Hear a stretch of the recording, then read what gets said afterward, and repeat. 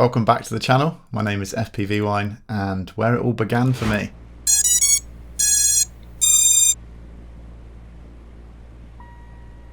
If you enjoy the edit, please get subscribed. I was looking at a friend, Tempo Media's stories on my Skate Wine account, and I kept seeing FPV videos, and I had actually seen the Red Bull MTB downhill video, and that 2 years ago I was like, whoa, that's really cool, but never thought I could get into it, and now here I am, and this was my first ever kit. Going through, not a review, just going through some tips for people with BetaFPV. I have to say that I believe it was £255. AJ, you're getting a bargain with a controller. So here's the kit. If you're just about to get it, get excited.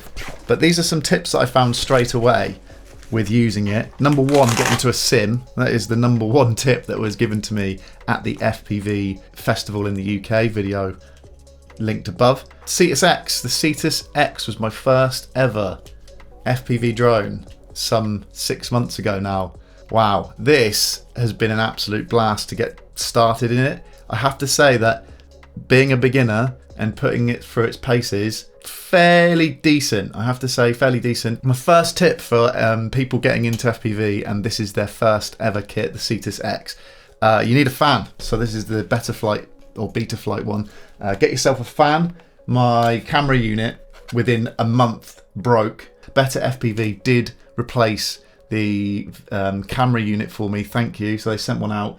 And this one still works. However, indoors, I always get a temperature warning. So if anyone has any tips for me, leave a comment below. So if we can get this one working indoors, it'd be amazing. But I always get the dreaded temperature over 70 degrees warning.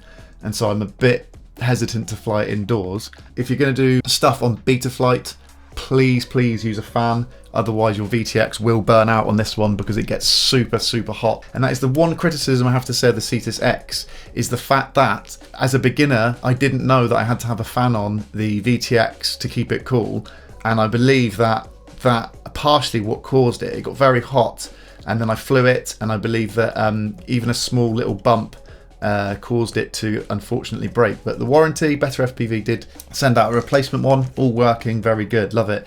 The second tip that I will give is when my kit from Unmanned Tech came to me, and this is the controller that's going to my friend. Goodbye controller. I have since upgraded to the Radio Master Pocket. If anyone wants my thoughts and opinions on this one, leave a comment below. I'll get a video done on this one. It's a fantastic controller, absolutely love it. So I'm sending this one to my friend. Fantastic, really enjoy this controller. I'm gonna have to look up his name. I'll put the in text here, but the Kiwi FPV channel. After a lot of research, I ended up finding the BetaFPV Light Radio 2. The guy said about having one of these and the sticks not being great quality. So I think that's the thing, is you buy cheap, you buy thrice, and BetaFPV currently, I believe, as many manufacturers at the moment coming out of certain countries, have a slight quality control. But I have to say that the customer service I have got from BetaFPV has been fantastic. This controller has been a blast. When I first got it, my second tip to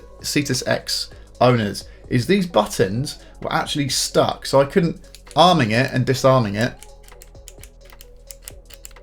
nice and easy now, but when I first got it they would stick. And I tell you what, again, quality control, if you're a beginner and your arming button is getting stuck and you can't disarm your quad when it crashes, that is not good. If you're just flying the Cetus X brand new, always have your finger over that disarm button, because you do not want it on the floor, burning into the floor or crashing into other objects. This button, I actually took apart the controller, just take the buttons out and sand down the inside, and now they work perfectly fine, and it's been a fantastic controller. I had this one for about 2 or 3 months, and then I upgraded to the Radio Master Pocket, and it's been brilliant, great for the sim. The New Zealand guy does mention that these aren't the best quality, so yeah, I mean, you get what you pay for, I think. The other thing that unfortunately hasn't been replaced by BetaFPV is the goggles, which I have to say, beginner goggles, they haven't been too bad. I've since upgraded twice in the last 6 months.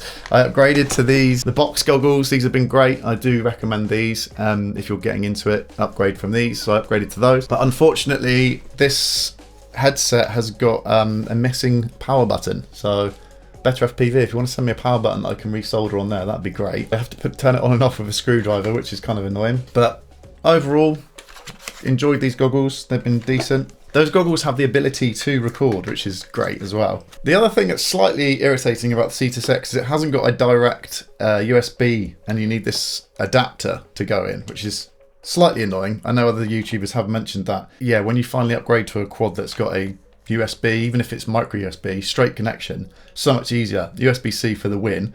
That is slightly a difficult adapter to get in there. And I have had the power connection pinched a little bit when I landed on it like this. The power cable did pinch against the plastic. Plastic seems fairly durable. I have, like I say, I have snapped a little bit here, but overall, my first ever drone, I was bashing this about, went into the grass. I now have, again, if you're new, conformal coated this one. So it has got some conformal coating on there, just in case you're flying it in terrible conditions. And I did start off in March. It was fairly wet. We just had the wettest summer. Get some conformal coating on there. So overall, really enjoyed this beginner package to get me into FPV. Recommended, as long as you get a fan and you're not leaving that VTX to burn out. Even if you're just about to fly it, try and put it on low power mode. I think it comes with low power mode on, and just make sure that you are not leaving it without it being armed on the floor, because it will, you know, burn out, as I've mentioned.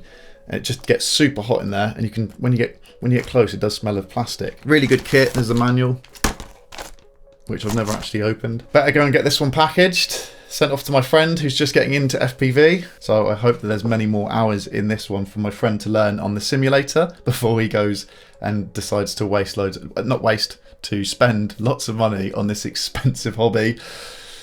Enjoy, AJ, and tune in for another video. I'm sure I'm going to have to do a video on the Radio Master Pocket now that I've mentioned it. It has been an absolute blast to have this one. It's a fantastic upgrade. Definitely recommended on the next stage in your journey.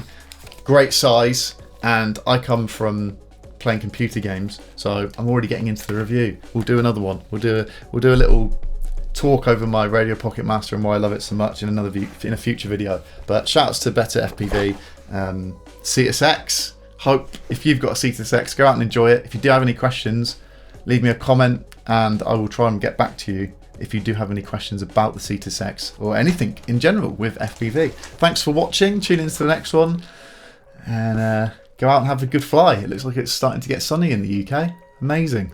If you enjoy the edit, please get subscribed. If you really enjoyed the edit, please consider sending me a coffee via PayPal, fpvwine@gmail.com. And if you really, really enjoyed the edit and want to consider using my services, skatewinemedia.com, graphic design, videography, photography, 3D, skatewinemedia.com.